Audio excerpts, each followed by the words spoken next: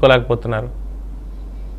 ఇదే అంశానికి సంబంధించి మనతో మాట్లాడడానికి అందుబాటులో ఉన్నారు తెలుగుదేశం పార్టీ సీనియర్ నేత పంతకాని నరసింహప్రసాద్ గారు, అలాగే జనసేన నుంచి మత్త వెంకటేశ్వరరావు గారు, వైఎస్ఆర్సీపీ నుంచి నాగమల్లేశ్వరి గారు. అందరికీ నమస్కారం. అలాగే ముందుగా వైకుంఠ ఏకాదశి శుభాకాంక్షలు. అంటే శుభాకాంక్షలు చెప్పడానికి ఈ రోజు పండుగ కాబట్టి చెప్పాను తప్పే, చెప్పాల్సినటువంటి సందర్భంలో కూడా మనం లేవు దాన్ని సెలబ్రేట్ చేసుకునేలాగా అనేది కూడా నా భావన. నాగమల్లేశ్వరి గారు, ముందుగా మీతోటే మొదలు పెడతాను. జరిగినటువంటిది తప్పే, ప్రభుత్వం ఒప్పుకుంది. ప్రతిపక్షం అని మీరు చెప్పుకుంటున్నారు కాబట్టి మీ పరంగా తీసుకున్నప్పుడు కూడా అవును ప్రభుత్వం నుంచి తప్పు జరిగింది అన్నారు, వాళ్ళు ఒప్పుకున్నారు, అక్కడికి అయిపోయింది.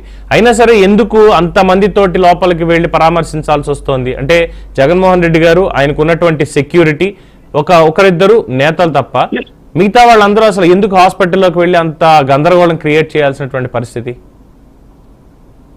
ప్యానెల్లో ఉన్నటువంటి పెద్దలందరికీ కూడా నా నమస్కారాలు. ఇప్పుడు మీరు ఇక్కడ డిబేట్ పెట్టాల్సిందే జగన్మోహన్ రెడ్డి గారు ఎంతమంది తీసుకొని లోపలికి వెళ్ళారు, ఎంతమంది సెక్యూరిటీని పెట్టుకున్నారు అనేది కాదండి. అసలు ఏ సెక్యూరిటీ లేకుండా ఎందుకు అంతమంది జనాలు చనిపోయారు, చనిపోవాల్సినటువంటి పరిస్థితులు ఏంటి, ఎందుకు అంత నిర్లక్ష్యం జరిగింది, రేపొద్దున మళ్ళీ జరగకుండా ఎటువంటి కార్యాచరణ చేయించాలి అనేది మీరు డిబేట్ పెడితే బాగుంటది. ఒక్క సెకండ్ మీరు చెప్పేది వింటా నాగమల్లేశ్వరి గారు మీరు ఒక సూచన చేశారు, అడిగినప్పుడు నాకు ఒక 5 minutes మీకు ఇస్తున్నానమ్మా, నేను మిమ్మల్ని అడ్డుపడ్డం లేదు. ఒకసారి ఇప్పుడు మీరు చెప్పారు మీరు డిబేట్ దేని మీద పెట్టాలి అని మీరు మాకు చెప్తున్నప్పుడు మీరు కూడా మేము ఏ ప్రశ్న అడిగామో దానికి సమాధానం చెప్పండి, అంతేగాని మేము ఏం చేయాలి అనేది మాకు దయచేసి చెప్పొద్దు. అది కూడా చెప్తాను, మీరు కాస్త నాకు కొంచెం టైం ఇస్తే నేను అది కూడా చెప్తాను. ఓకే, ఇప్పుడు ఇంత మంది జనాలు చనిపోయినప్పుడు అందులో ఎక్కువ శాతం లేడీస్ విశాఖపట్నానికి సంబంధించిన వాళ్ళే ఉన్నారు. నేనేమంటున్నానంటే 4 పోలీసుల్ని పెట్టి 4 పోలీసులు 4,000 మందిని ఎట్లా హోల్డ్ చేస్తారని ఏ ఉద్దేశంతో మీరు వాళ్ళు చేసినటువంటి కార్యాచరణ ఏంటనేది జనాలందరూ అన్ని చూస్తారు సార్. ఇవాళ ఏదో నేను డిబేట్ లో చెప్పినంత మాత్రాన లేకపోతే ఇంకొకరు కవర్ డ్రైవ్ చేసి చెప్పినంత మాత్రాన జనాలు ఏమి నమ్మేసి అంత పిచ్చి జనాలు అయితే ఎవరు ఉండరు. అందరికీ అన్ని నిజాలు నిన్న నుంచి లైవ్లలోను ఫోన్లలోను స్మార్ట్ ఫోన్ ఉన్న ప్రతి ఒక్కరికి అర్థమైంది. బట్ నేను ఏమంటున్నాను అని అంటే ఇప్పుడు మీరు మాట్లాడిన మాటల్లోనే కొన్ని ఆయనకి సమన్వయం లేదు, ఈయనకి సమన్వయం లేదు, వాళ్ళిద్దరికి ఒక మీటింగ్ లోనే కూర్చున్నారు అన్ని మీరు కూడా చాలా అన్ని ఛానల్లో కాకుండా కొంచెం ఒకవైపే కాకుండా మాట్లాడారు. నేను కూడా హ్యాపీగానే ఫీల్ అవుతున్నాను.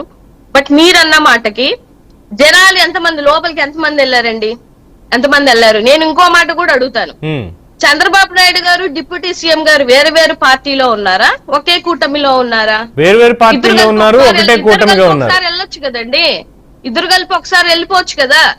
ఈయన ఒకసారి రావడం ఒక బ్రేక్, ఇంకొకసారి రావడం. మీరన్న ఆ ఐసీయూలోనే ఇంతమంది జనాలేంటి, బీజేపీ ఒకసారి, జనసేన ఒకసారి, టీడీపీ ఒకసారి వెళ్తారా? ఇద్దరు ఉన్నది ఆ గవర్నమెంట్ లోనే కదా.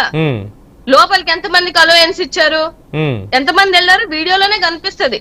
15 మంది 20 మందికి అలోయన్స్ ఇచ్చారు. అది కూడా క్లారిటీగా 10 మందే కనపడుతున్నారు దాంట్లో. హాస్పిటల్ కి ఒక రూల్స్ ఉంటాయి, ఆ రూల్స్ పాటించాల్సిన ధర్మం ఆయన మీద కూడా ఉంటది, ఆయనకు కూడా తెలుసు. హుటాహుటాన జనాల్ని పాప దెబ్బలు తగిలిన జనాల్ని కూడా వెళ్ళిపోండి అని పంపించింది అందరికీ తెలుసు. ఆ జనాలు ఏం చెప్తున్నారో వీడియోస్ అందరూ అన్ని చూశారు సార్. నేను అనేది ఏంటంటే ఇక్కడ రాజకీయాలకి తావు లేకుండా మానవ విలువతో కలిగినటువంటి ఏ రాజకీయ పార్టీలైనా, ఏ ఛానల్స్ అయినా, ఎవరైనా కూడా మనం బాధపడాల్సినటువంటి సందర్భాలు. ఇది తప్పిదం. అది చంద్రబాబు నాయుడుదా, పవన్ కళ్యాణ్ దా, ప్రభుత్వందా, డిఎస్పీదా, ఎస్పీదా, ఈఓదా, అడిషనల్ ఈఓదా, ఇవన్నీ అందరికీ తెలుసు.